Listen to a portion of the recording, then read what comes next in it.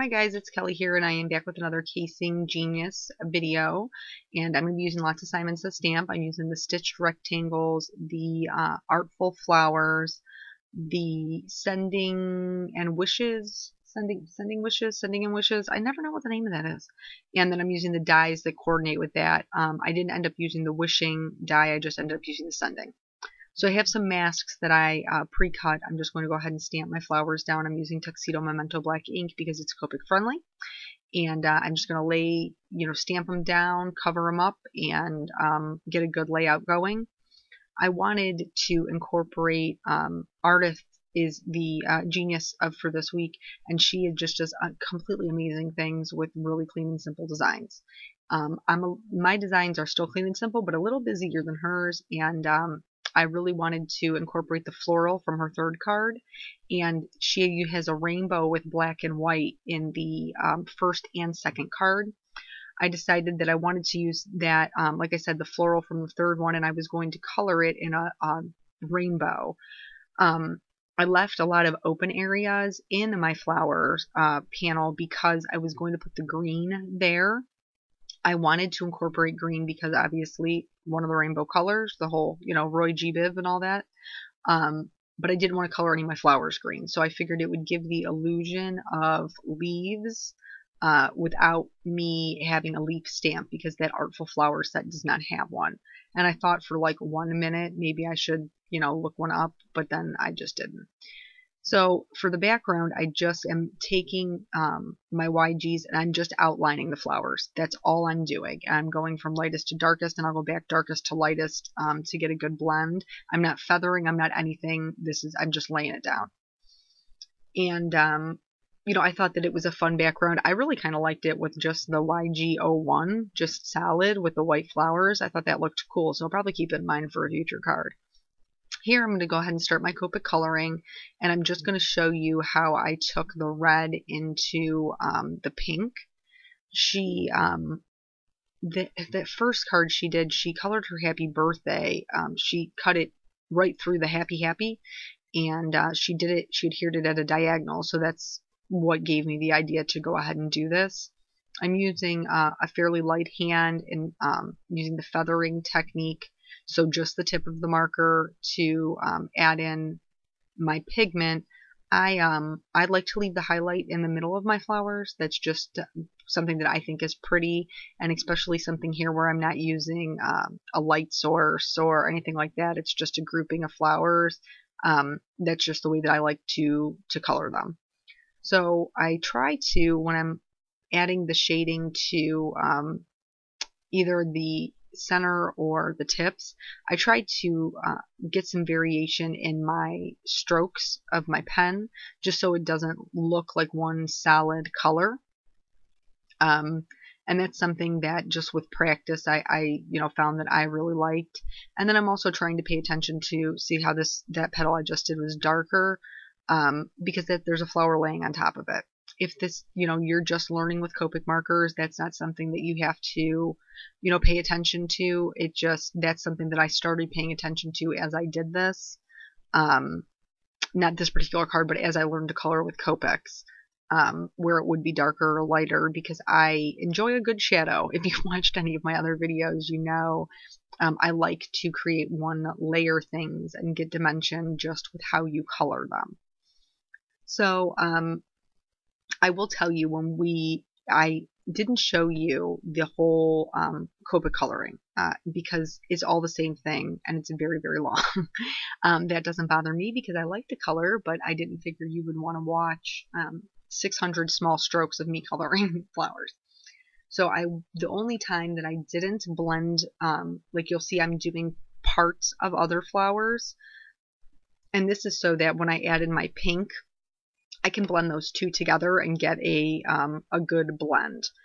As long as you're picking colors that are closer to each other, like I'm going from R's to RVs, so the blending really is not an issue, you shouldn't have any problem. The only place that I did not do that is when I went from the blue to the yellow, because obviously, like I said in the beginning, I didn't want green flowers, so I just colored the blue up to a certain point and then started with the next flower in my yellow. I don't think it looks weird. I think it came out okay. But I just was really concerned about, mixing the two and getting that green just right dead center in the middle of my flower. So when I was doing this, all of the Copic coloring was recorded, but I don't know, camera malfunction, little, I don't know, footage gremlins came and stole it. I'm not really sure. But when I was putting the card together, the reality of the situation is I probably just forgot to turn the camera on, or it died, and it did die at one point, so maybe I just forgot to hit the record button. Maybe it's user error. But so it died while I was putting the card together. So that is not on here. You'll see the finished product. But yeah, it just didn't, I don't know what happened to it. I'm telling you, those footage gremlins, they're greedy. They want all the footage. So I'm just going to tell you a little bit, so we don't run out of time, what I did after the panel was done. First of all, after I did, you'll see I had some white gel pen, and then I outlined the whole image. After that was done, I used the sending die, and I cut right through the panel. Ardyth she had done that in her first card, and I love how she plays with color in black and white. That's one of my favorite things to do in card making, so I knew I was going to play on that. So I cut out the sending right out of the panel, and then I saved all the little middle pieces parts so that I could cut it out again in black and then fit it back in, and it would be flush. So it did some inlay die cutting. And then on her last card, the beautiful embossed poinsettia, she did embossing, so I wanted to tip my hat to that a little bit, and so I just heat embossed the second part of my sentiment in white on black, and I just popped that up on the panel.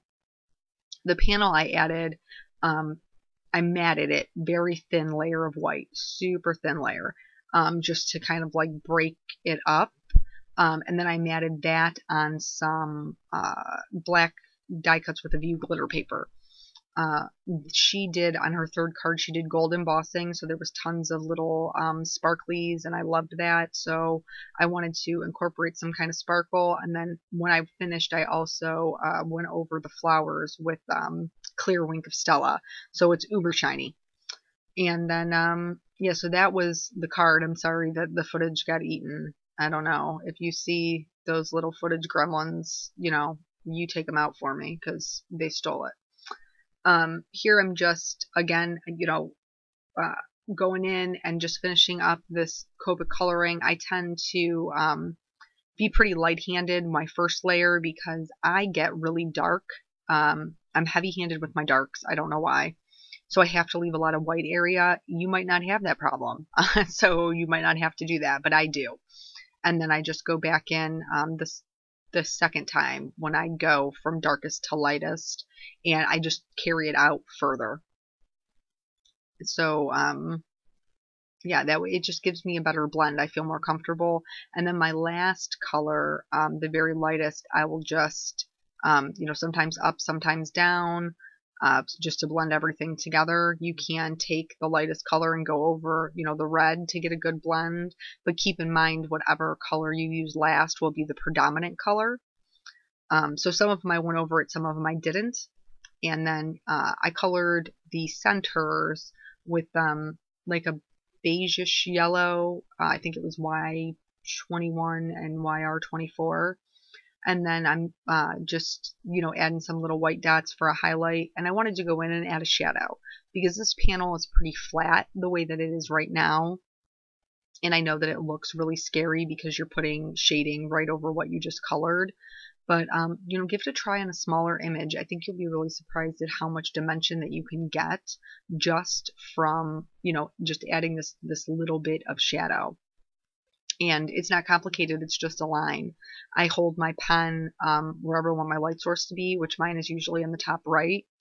And I hold my pen that way before I start, just so I can see from the light on my desk. And then I'm going to use my Copic, this one's not Copic, it's a EK Success journaling pen, but I have Copic multi-liners too. And I'm just going to outline those images so that they really pop. And that's pretty much, I mean, that's pretty much all that the footage captured, unfortunately. Here's the whole thing put together. And I did mount the panel on some foam. And then that's it, added it to the white card base. So thank you so much for joining me, and I hope you guys have a wonderful week. See you later. Bye.